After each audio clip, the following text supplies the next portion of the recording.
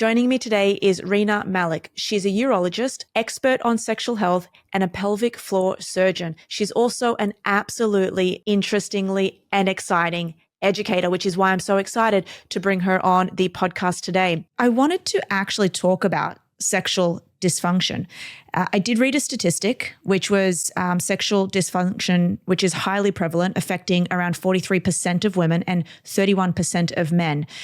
What is the root cause of sexual dysfunction in both men and women? I mean, dysfunction is an umbrella term, right? So there's so many things underneath it. With men, probably the most common is erectile dysfunction, but there's also ejaculatory dysfunction, meaning you're either ejaculating too soon or you're ejaculating too late.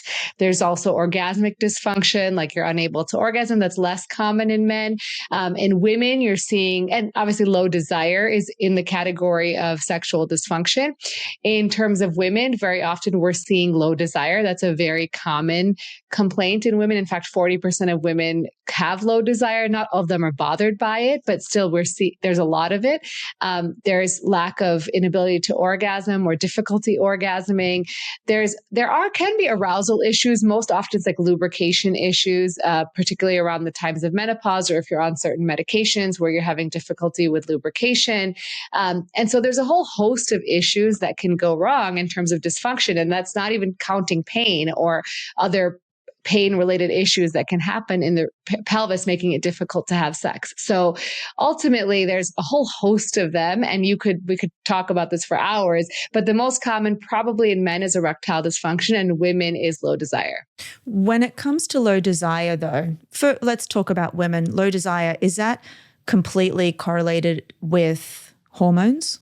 Yeah, so sometimes it is. So low desire is very multifactorial, and you have to look at it from like a biopsychosocial lens, right? So it is biologic in some cases, but there's also the psychological components to it, and then there's social components. Like what do you think your desire should be based on your environment, right? And so in terms of desire, very commonly we see there's two different kinds of desire. There's responsive desire. So desire that occurs after you initiate some form of intimacy, right? So that's more responsive, and that's actually normal and very common in women, particularly those who are in long-term relationships where it's not like you see your partner and you want to jump them immediately. That's spontaneous desire, right? Like you're just like sitting here and you're like, oh man, I really want to have sex.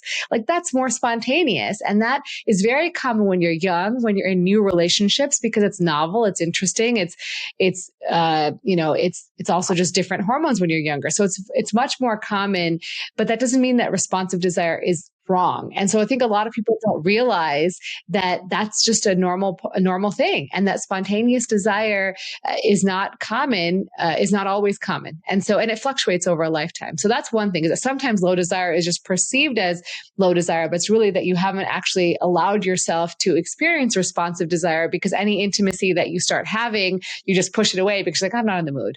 Right. And so that's one. Two is there are changes in your body through hormones, as you mentioned. And so what happens very often is, menopause is an event that's going to happen, right? Average age 51, but symptoms can start as early as 10 years before that, but probably more like 7 years. But symptoms can start as early as 10 years before menopause. And that can include changes in the vulva, which can be dryness or lack of lubrication. Your labia minora can actually shrink and resorb. The clitoris, the urethra can shorten, so you get a lot more urinary tract infections. And so there can be a whole host of changes that can occur that can make arousal more difficult. And that can then lead to low desire, right? Because you're like, I'm not getting lubricated. Does it feel as good when we have sex because it's uncomfortable? And so that can lead to low desire. Anything that's causing you discomfort sexually can lead to low desire, right? So there's that as well. And then, there's a whole host of things as women are, I think people underestimate stress, right? Like as women are aging, particularly, right? Like you may be working full time, you may be taking care of children, you may be taking care of aging parents, and all those things does not lead to wanting to have desire, right? Like you're like, I'm so stressed and tired and busy and taking care of all these people. Like I don't really want to have sex right now. And so like yeah, no pill or magical thing is going to fix the stress in your life, right? So like figuring out how you can minimize that or alleviate some of that or unburden some of that can be helpful. So there's like a whole host of things that can affect sleep. Again, is really important. If you're not getting adequate sleep and you're too tired, you're not going to want to have sex. So there's like a whole host of things that go into it. It's not just hormones. And so you have to look at it from a big picture. Yeah, I wonder if what just was going through my head then was, I wonder if this is the start of separation, the start of one person does have a high sex drive, the other partner doesn't, just due to stress, hormonal issues. And then because you mentioned the word spontaneous, and now you can feel spontaneity when you just go on Instagram, for example, and you're just flicking through, and then one thought leads to another. And maybe that's what ends up leading to either a separation or maybe infidelity, if you will. Yeah. I mean, I think the other thing is that when you think about sex, men see sex as stress relief, right? Like it's a way for them to let off steam, to get relief from stress.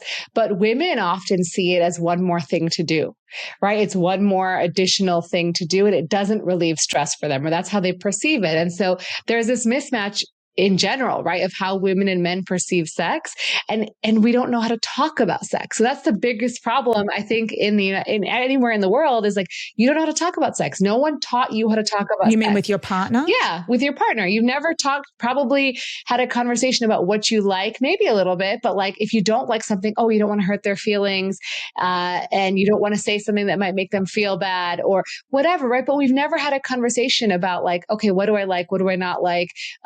What can you do that makes me feel better? What can I do that makes you feel better? What is your goal? Like, how often do you want to have sex? And this is how often I want to have sex. And like, how can we meet in the middle? Like, no one talks about it, right? And then you can't, and then say you want to talk about it. You don't know how to start talking about it.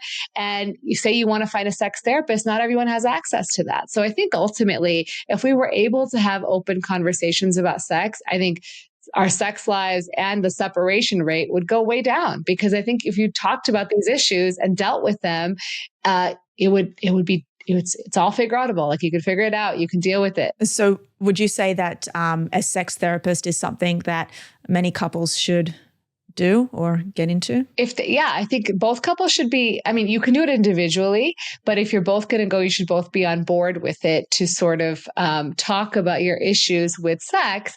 But ultimately, I mean, it starts with, I can tell you some of the basic things we tell people is, make time to reconnect. So actually schedule it into your calendar. And that doesn't mean like scheduling sex, but actually scheduling time for intimacy.